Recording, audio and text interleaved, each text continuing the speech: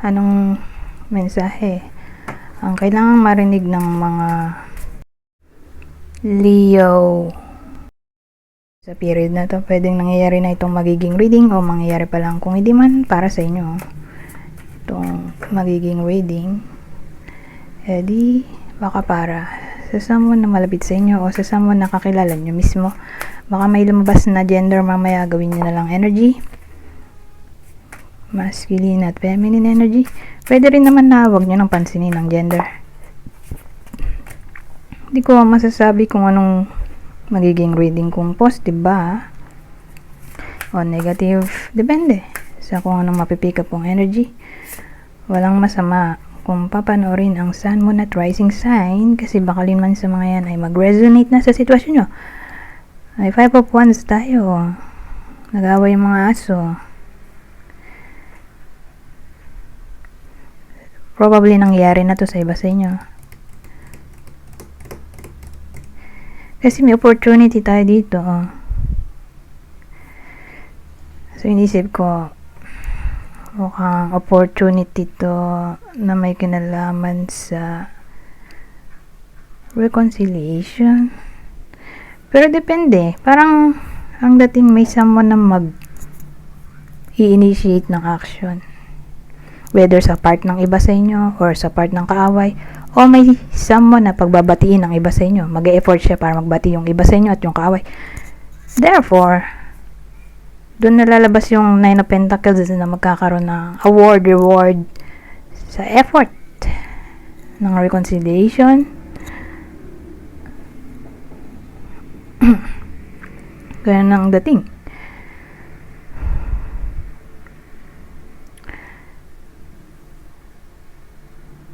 Ngayon, ibang case, sabihin natin bullying naman to. May nambubully sa iba sa inyo. Regardless kung saang lugar yan. Kapitbahay, kapamilya, ka-workmate, or basta may bullying. Halimbawa lang. Whether nangyayari na to o mangyayari pa lang. Eto, itong Ace of Pentacles natin, magsisilbi na tong strength. Strength na ma-overcome tong bullying or ma-attain pa rin ang peace of mind sa kabila ng ganitong sitwasyon na may bullying.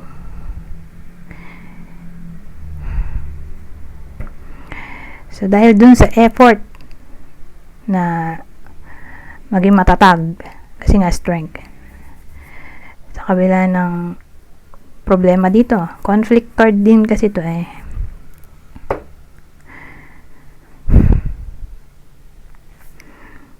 ayun, magbubunga nga yung hard work. So in general na lang to, regardless kung ano man to, arguments, disagreements, rivalry, competition, enviousness, challenge na lang, challenge in all forms, challenge or conflicts in all forms. Asahan natin ang magiging matatag nyo. Strength card na nga, magiging strength card to, magta-transform to sa strength. Magiging somewhat grounded yung energy.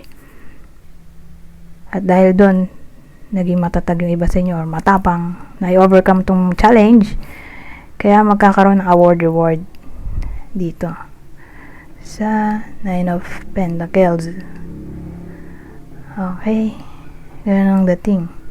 Mapoprotektahan nyo ang pag-aari ninyo, possession. Ito rin yun papasok.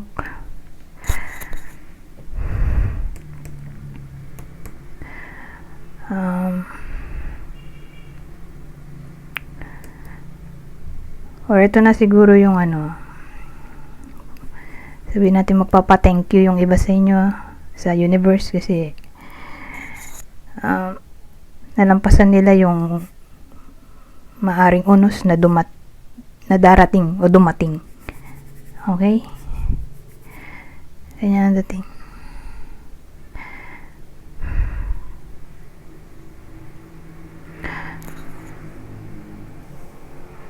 Or sabihin natin blessing in disguise ay magkakaperang iba sa inyo.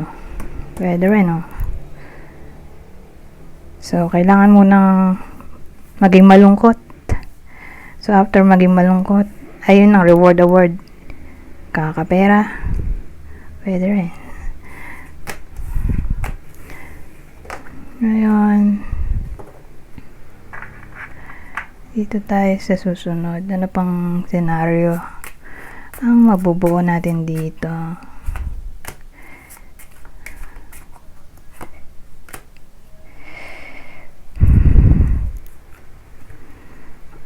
So, sa case na to, mukhang ibabalik ng iba sa inyo ang nawala nilang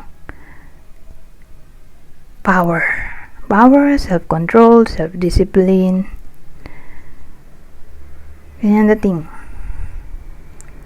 Ito try nilang i-build ulit ang sarili. Ganyan. For the better.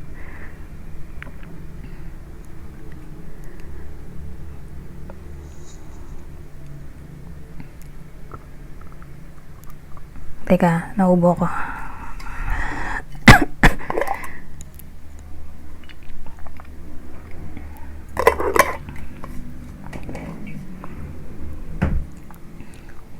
So, sa case naman na to,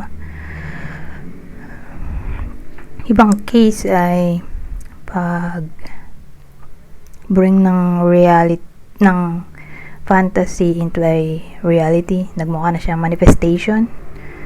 Manifestation through hard work ay posible.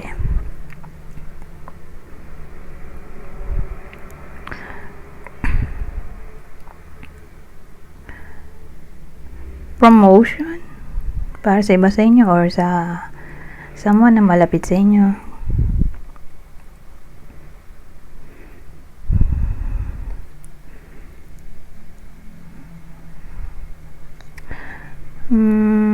Wala nang maisip.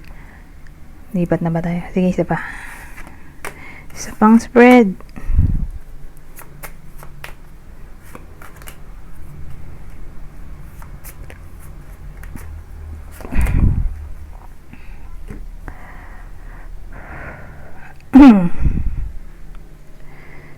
So, sa ganitong klaseng case naman,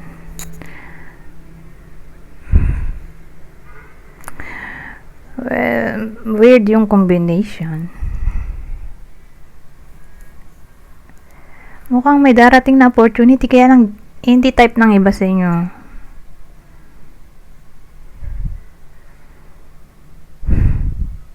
Or may darating na opportunity, kaya lang mawawala rin agad.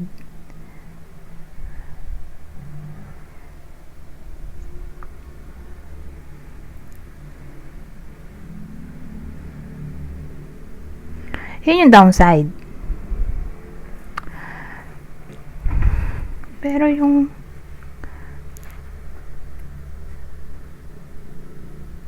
positive side,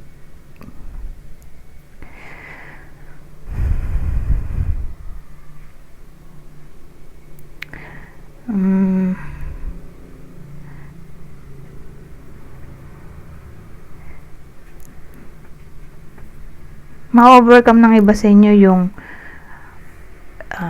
trauma ba? Trauma, phobia, fear, for some reason sa period na to.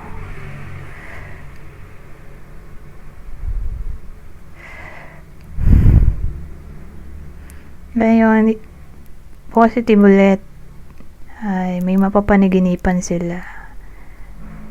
Mapapaniginipan nila yung gusto nilang mapaniginipan sa period na to.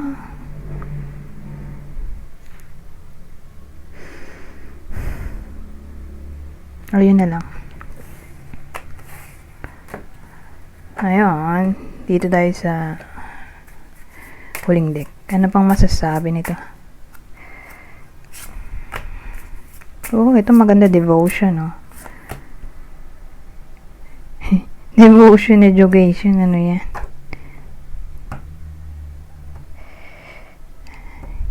Maraming pwedeng case dito. Baka to ay love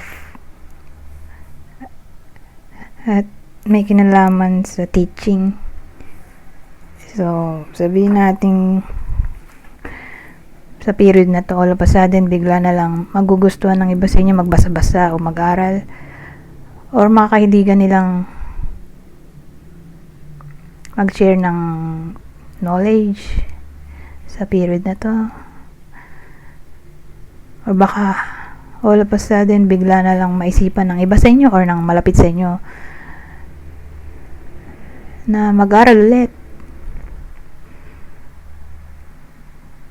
ng ibang course o ipagpatuloy ang kanilang pag-aaral o mag-shift sa pagiging teacher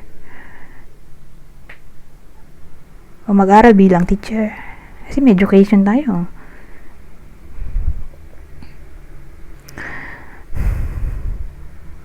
Pwede rin na may mabuo na relationship o connection sa mga teacher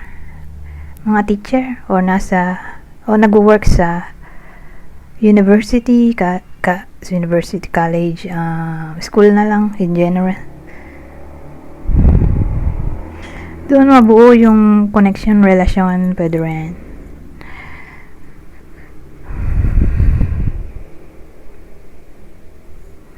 Maisip since 11 minutes na ito, mag-end na ako.